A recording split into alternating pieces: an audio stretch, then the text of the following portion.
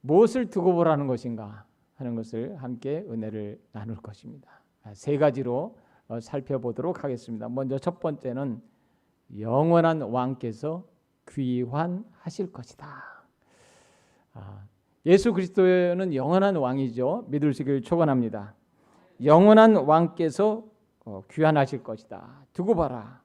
왕 대신 예수 그리스도께서 구름을 타고 오실 것이다 라고 말씀하고 있습니다.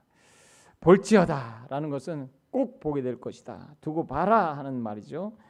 구름이라는 것은 하나님의 임재를 상징하죠. 하나님도 시내산에서 구름 가운데 강림하셨어요. 구름은 영광을 의미하는 것이죠. 또 오시리라 라는 말은 이것은 왕에게 쓰는 말입니다. 헬라어 말로는 에르콘타이라는 것인데 이제 오실 것이다. 그분은 왕이 오십니다. 그분이 오십니다 할 때 왕이 오십니다 라는 말이죠. 그래서 오십니다. 왕이 분명히 오십니다.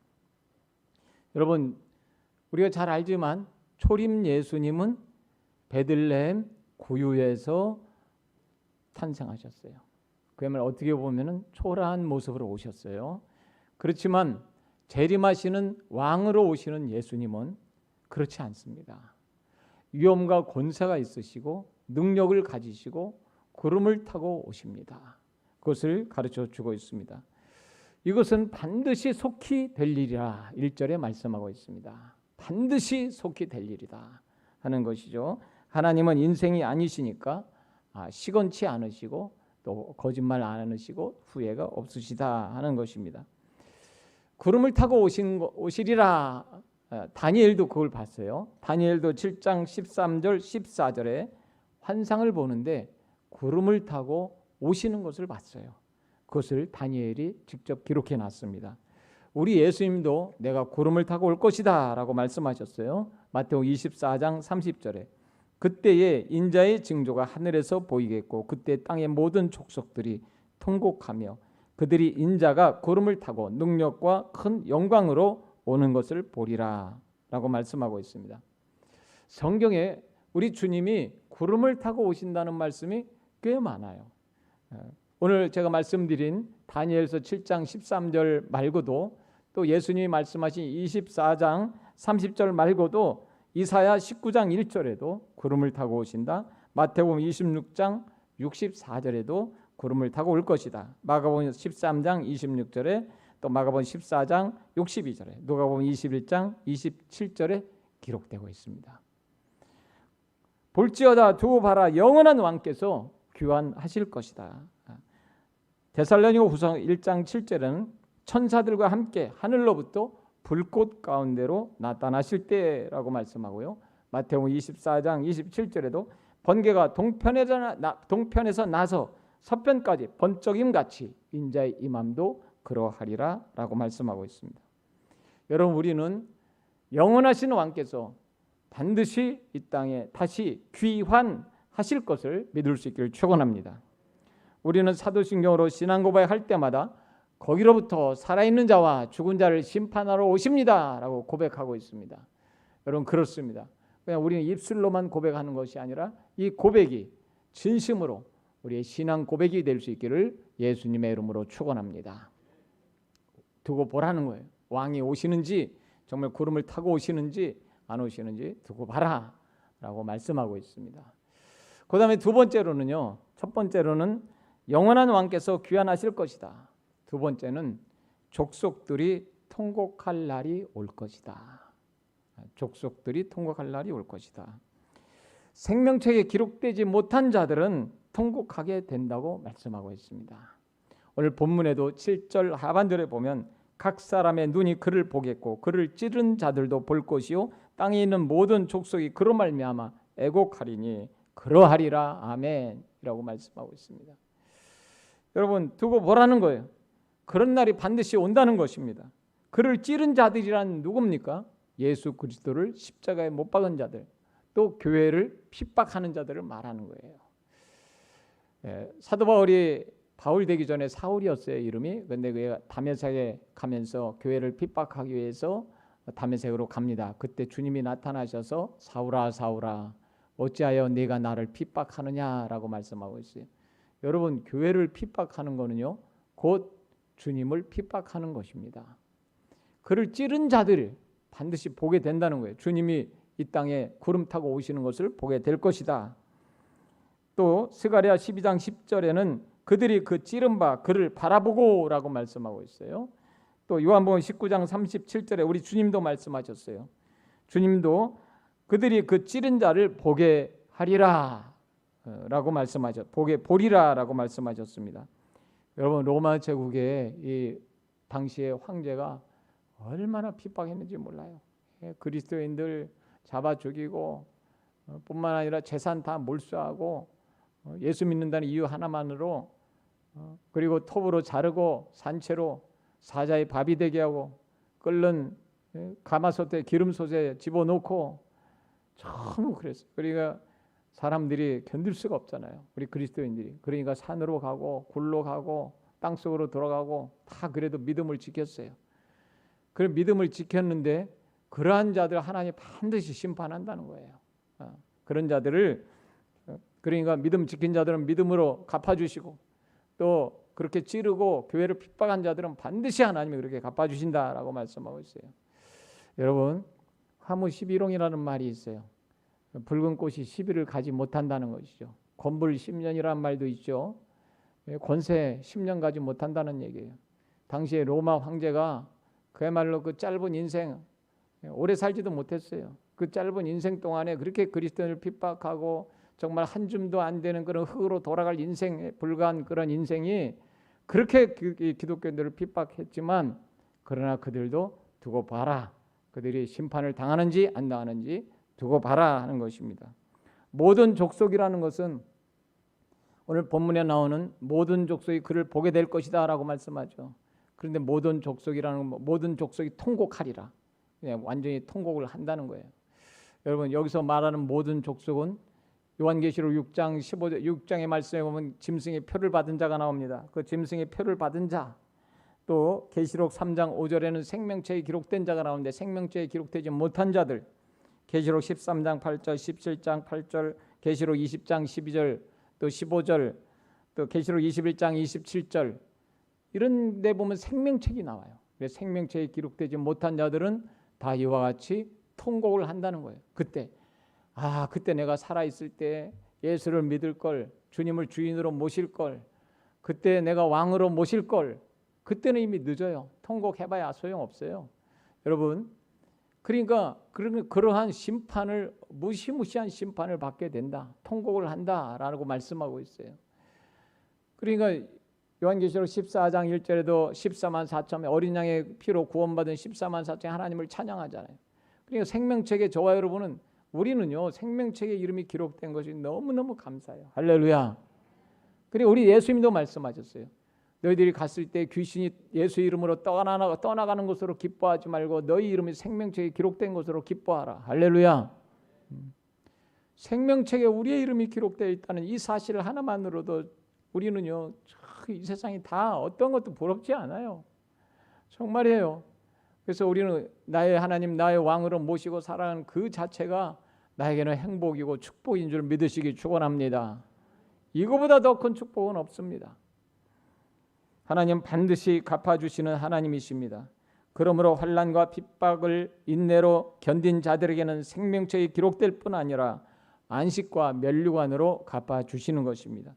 데살로니가 후서 1장 6절에 너희로 환난을 받게 하는 자들에게는 환난으로 갚으시고, 1장 7절을 같이 읽습니다. 시작. 환난을 받는 너희에게는 우리와 함께 안식으로 갚으시는 것이 하나님의 공이시니 라고 말씀하고 있어요. 여러분, 그렇습니다. 핍박을 하는 자들은 반드시 하나님이 갚아주세요. 그걸 보게 된다는 거예요. 그리고 우리는 그 핍박 가운데서 견디고 인내하면서 초대교회 성도들처럼 같이 믿음을 지킨 자들에게는 하나님이 안식으로 갚아주시는 것입니다. 영원한 안식, 행복한 안식으로 갚아주실 줄 믿습니다. 분명히 재림이 있을 것이고 생명체에 기록되지 못한 그러한 모든 족속들은 통곡하게 된다는 것입니다. 그러면서 그러하리라 아멘 이라고 말씀하고 있어요. 확신을 또 말씀하는 것입니다. 분명히 그렇게 된다는 것이죠. 그러하리라. 아멘. 그러므로 우리는 환난과 핍박을 이겨내야 됩니다. 지금 이 코로나 이거는요, 환난도 아니고 핍박도 아니에요. 지금요. 앞으로 이제 어마어마한 이제 핍박이 장차 더 심해질 수도 있어요. 그럴 때 우리 그리스도인들은 담대히 그리스도인들은 이겨낼 수 있어야 됩니다. 할렐루야. 초대교회 성도들이 핍박 가운데서도요 어떻게 했는지 아십니까? 말씀드렸지만 다 이겨냈어요. 예. 어마어마한 무시무시한 그런 핍박도 다 이겨냈어요. 그러면서 이게 끝이 안 나니까 대대로 굴에서 살았잖아요. 그런 굴. 그래서 굴을 파고 사니까 해를 못 보잖아요. 마실 물을 먹기가 힘들잖아요. 그러니까 사람들이 왜소해졌어요. 보면은요, 거기서 태어나서 거기서 안에서 가르치고 학교 다 그 안에서 공부시키고 그 안에서 가르치고 그러면서 이 큰 데는요 동굴이요 몇천 명씩 들어가잖아요. 그 땅을 수키로 파가지고. 근데 외국 혹이라도 발각이 돼서 처형될까봐 굴을 막 4군데로 막 사방팔방으로 뚫어놔서 자기들만 아는 거예요. 절대 못 들어오게. 그럼 거기 들어왔다가 이 적군들이 들어왔다가 거기서 나가지를 못해가지고 거기서 죽는 수가 많았어요. 그리고 얼마나 이 동굴이 좁은지 사람이 겨우 들어가는 거예요. 겨우. 그러니까 얼마나 들어가기 힘든지 몰라요. 그런데 그리고 돌로 막아놓고 못 들어오게. 그리고 이제 위장을 하고 빗물을 받아서 먹고 그런 겁니다. 그러니까 그 사람들이 다 허리가 굽어 있어요. 지금도 그 뼈들이 있잖아요. 보면은 왜 신앙을 지키려고 그렇게 했다는 것입니다. 우리는요 영원히 살기 때문에 영원히 사는 그 나라가 있기 때문에 그런 거예요. 이 땅에서 잠시 잠깐 살다가 끝이 난다 그러면은 뭐 그렇게 살 필요가 없겠죠. 그러나 영원한 나라가 있기 때문에 그렇게 사는 것입니다. 그러나 그게 복이에요. 하나님 반드시 그것을 보게 하실 것이다 라고 말씀하는 거예요. 우리도 이 사실을 믿기를 축원합니다. 그러니까 초대교회 성도들은요 인사가 뭐였어요? 마라나타였어요. 마라나타 그러면 주님 반드시 오십니다. 그럼 상대방도 마라나타 그러는 거예요. 두 번째 마라나타는 무슨 뜻인지 아십니까? 두 번째 마라나타는 아멘 주 예수여 오시옵소서. 그것도 마라나타예요. 마라나타는 두 가지 뜻이 있어요. 그러니까 먼저 하는 사람이 마라나타는 주님 반드시 오십니다. 두 번째 마라나타 서로 인사할 때 두 번째 사람이 하는 마라나타는 아멘 주 예수여 오시옵소서. 그런 의미예요. 여러분 이렇게 주님이 이것을 가르쳐 주는 것을 본문 말씀을 통해서 반드시 모든 족속들이 통곡할 날이 올 것이다. 그러나 우리는 그렇지 않다는 거예요. 우리는 생명책의 이름이 기록되어 있으니까 이 사실을 믿을 수 있기를 축원합니다. 그 다음에 무엇을 두고 보라는 것인가? 세 번째는 전능자의 약속대로 될 것이다. 하나님은 위대하신 전능자임을 말씀하고 있어요. 7절에 8절에 보면 주 하나님이 이르시되 나는 알파와 오메가라 이제도 있고 전에도 있었고 장차 올 자요 전능자라 하시더라. 왜 이 순간에 전능자인 것을 우리 하나님이 말씀하실까요? 사도 요한에게 사람의 말이 아니라는 거예요. 주 하나님은 말씀하시고 약속을 이루시지 않은 것이 없습니다. 하나님은 천지의 창조주이십니다. 역사의 주관자이십니다. 알파와 오메가이십니다. 이 헬라어는 24글자로 되어 있죠. 그런데 첫 글자가 알파예요. 기억, 니은, 디귿, 리을 이렇게 할 때 첫 글자가 우리나라는 기억이죠. 헬라어에는 알파가 첫 글자예요. 마지막 글자가 우리나라는 뭐죠? 히읗. 그런데 헬라어는 오메가가 마지막 글자예요. 그러니까 알파와 오메가예요. 모든 인간의 모든 것을 하나님이 주장하신다 하는 것을 보여주는 거예요. 알파와 오메가요 전능자라. 사람의 말은요 못 이룰 수도 있어요. 엄마 나 걱정 마 1등 할 거야 두고 봐 라고 이렇게 장담을 하지만 그러나 2등 할 수도 있고 3등 할 수도 있어요. 나 꼭 40살까지 성공할 거야. 두고 봐. 나도 그런 소리 했어요. 그러나 성공할 수도 있고 못할 수도 있어요. 사람은요, 장담을 하지만 그 장담대로 이루지 못할 수가 있어요. 두고 봐 하지만은 두고 봤더니 정말 이룰 수도 있지만 못할 수도 있다. 그러나 하나님은 볼지어다 두고 봐라 하면은 하나님 반드시 그렇게 되신다는 것이죠. 왜? 전능자이니까. 오늘 8절에 말씀하잖아요. 알파와 오메가, 천지를 창조하신 분, 천지의 역사를 종결하실 분, 또 하나님은 전능하신 분이기 때문에 반드시 한다는 거죠. 사람이 아니기 때문에. 사람의 말은 못할 수 있다니까요. 그러나 하나님의 말씀은 그렇지 않습니다. 이사야 14장 24절에도 만군의 여호와께서 맹세하여 이르시되 내가 생각한 것은 반드시 되며 내가 경영한 것을 반드시 이루리라 라고 말씀하고 있습니다. 우리 주 하나님이 말씀하신 것은 반드시 되는 줄 믿으시기 축원합니다. 하나님은 인생이 아니시니 시건치 않으시고 능력이 제한된 것도 아니고 하나님은 이와 같이 반드시 이루시는 분이다. 민수기 23장 19절에도 하나님은 사람이 아니시니 거짓말을 하지 않으시고 인생이 아니시니 후회가 없으시도다. 어찌 그 말씀하신 바를 행하지 않으시며 하신 말씀을 실행하지 않으시랴 라고 말씀하고 있습니다. 하나님의 예언은 반드시 성취된다는 것이죠. 여러분, 혹이라도 이런 당시에 오랜 핍박과 환난, 아주 이게 언제 끝날지 모르는 환난과 핍박이 있었잖아요. 그러니까 성도들이 혹이라도 신앙이 떨어질 가능성도 있어요. 야, 이렇게 사느니 내가 이렇게 꼭 이렇게 살아야 되느냐? 그럴 거 아니에요. 동굴에서 이게 뭐 대린 쿠유라는 그 동굴도 저는 가봤습니다만 거기서 완전히 그 대대로 거기서 죽는 거예요. 거기서 나고 거기서 죽고 거기서 그냥 먹을 것이 없어가지고 겨우 그냥. 그리고 사람들이 전부 다 왜소하다니까요. 성년들이 아기 때 죽은 애 살아, 아기 뼈도 있고 뭐 어른 뼈도 있고 그런데 얼마나 참 그러면서도 거기 신앙을 지켰다는 것이죠. 여러분, 그래서 믿음이 떨어지거나 아니면은 인간의 생각으로 정말 하나님이 오실까, 주님이 정말 오실까 하는 그런 의심을 가지고 그 믿음에서 떨어져 나가는 일이 없도록 하나님께서 이와 같이 말씀하시는 겁니다. 우리도 믿음을 지킬 수 있기를 축원합니다. 이제 말씀을 맺습니다. 무엇을 두고 보라 라고 말씀하시는가? 두고 봐라. 세 가지로 말씀드렸어요. 영원한 왕께서 귀환하실 것이다. 오실 것이다. 초림의 모습이 아닌 권능의 심판주로 오실 것이다. 그 다음에 두 번째, 모든 족속이 통곡할 날이 올 것이다.